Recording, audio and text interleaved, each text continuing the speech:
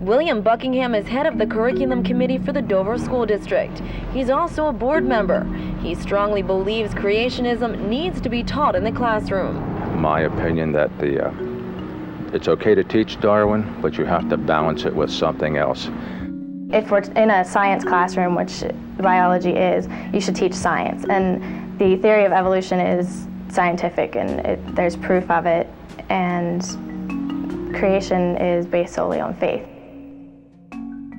Welcome to a Penn Arts and Sciences special presentation marking the 10th anniversary of Kitzmiller versus Dover Area School District, the trial that set the stage for a national debate on the constitutionality of teaching intelligent design as an alternative to evolution. In 2005, Michael Weisberg, professor of philosophy and chair of the philosophy department, and Paul Sniegowski, professor of biology, co-authored a letter on behalf of their departments in support of the teachers. Professor Sniegowski reads a portion of the letter. 5 January 2005, an open letter to the Dover Area School Board.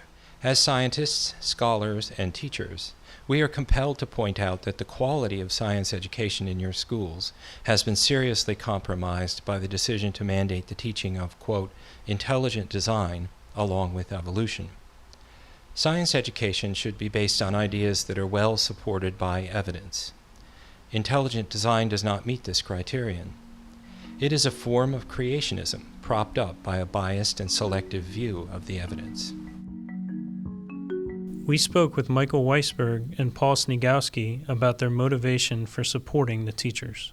This hit the news, and it was sort of well covered, and I think the New York Times covered things like that. Less well known was right from the beginning, the teachers, the biology teachers said, we will not do this, even though it was a directive from the school district.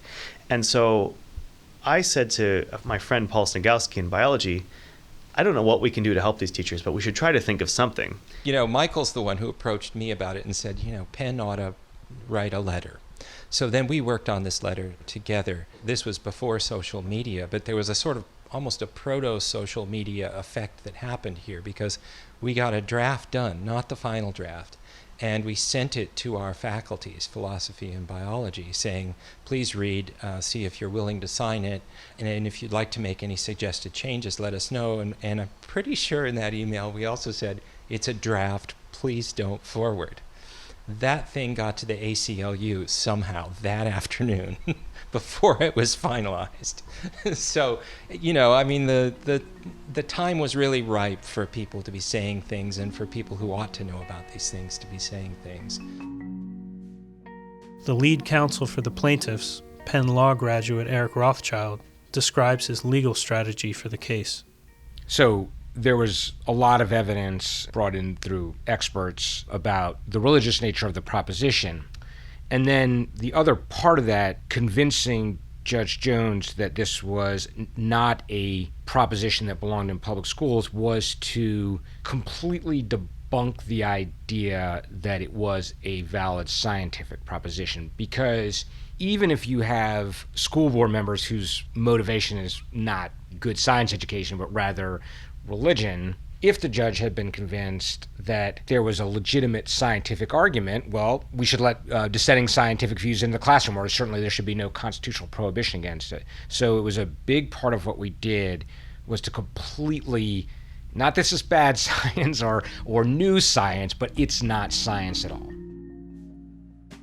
A lot of resistance of our public to ideas like evolution, ideas like climate change, that the efficacy of vaccines and so forth come as much from misunderstanding how science works and the nature of scientific methods as they do from the content of science, the actual scientific facts and theories. So a theme in my work is actually trying to both work on those questions of method, but also think about how to talk to the public about this. We have some data that shows a high correlation between acceptance of evolution and understanding these questions about how science works.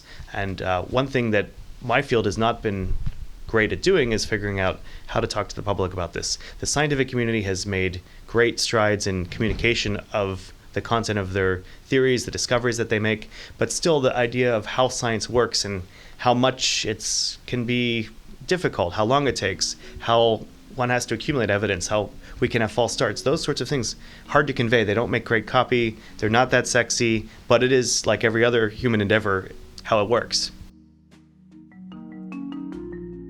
What was most important was what was the scope of the decision going to be, because he could have taken a narrow approach that kind of focused on the board members' obvious religious purpose and their dishonesty about that, and not necessarily have given full treatment to all the scientific evidence that had been presented on both sides. So when we actually read the decision, it was literally everything we'd worked for.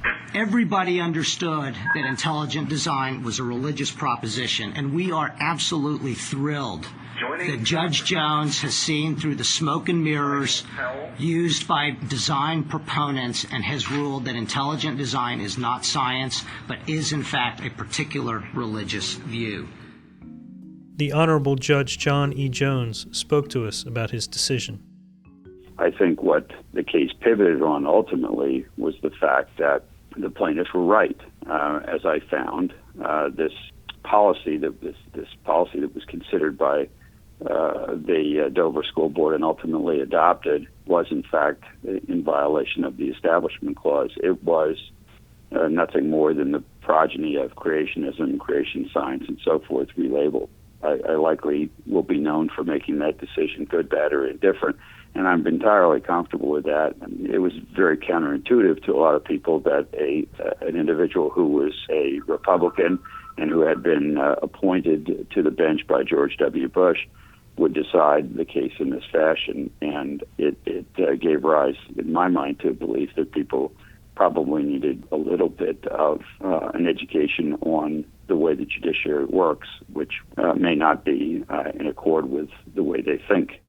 Judge Jones could have ruled in two ways, and you may have discussed this with him even. He could have ruled narrowly. He could have said that the actions of the school board violated the Establishment Clause of the First Amendment of the U.S. Constitution.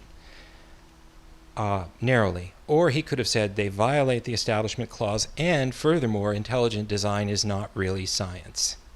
And the latter is what he did. He ruled broadly. And it's a masterful ruling. I give it to my freshman seminar on evolution, and I have them read it. Michael Weisberg says more research is needed in order to understand public attitudes on evolution. The classic explanation for why people don't accept evolution is they don't understand it very well. And the problem with this explanation is that the people that do accept evolution don't understand it very well either. So, in fact, understanding of evolution is really close to zero. And so it may be that understanding more leads to better acceptance, but it's just very hard to find this signal.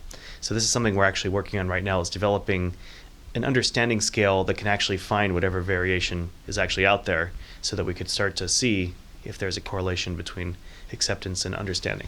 Another possibility is the elephant in the room for a lot of people, which is the connection between not accepting evolution and religion.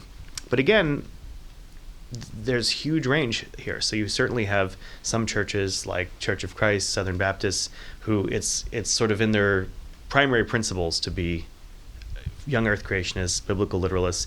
But that's a fairly small fraction of the vast number of religious people in this country. And it certainly doesn't come anywhere near the 40% that show up in this Gallup poll. And further, even if it's clearly part of the story, and it's got to be part of the reason that the U.S. is different than other countries. If, on the other hand, all your exposure to science is learning from textbooks in junior high and high school, where science is presented as a sort of closed series of facts, then as soon as you hear, well, this data point was wrong, or they had to revise the information from this climate station, or we thought that this fossil was this kind of dinosaur, but it was that kind of dinosaur, or we changed our mind yet again, you're going to think, what's going on here? It must just be some kind of a political, ideological battle. Well, I'll just pick my side. I think that we have evidence that something like that's happening. We'd like to have more of that. What would be really great is if appreciating the nature of science to a greater extent could actually insulate people from some of this.